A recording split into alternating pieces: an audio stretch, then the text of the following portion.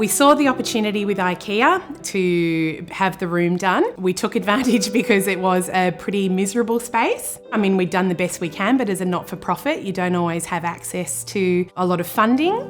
Over the last couple of months, we've worked really closely with the team from IKEA to come up with ideas on what we'd like to do with the room. So I wanted to create a space that was warm, inviting and cozy and comfortable to be in.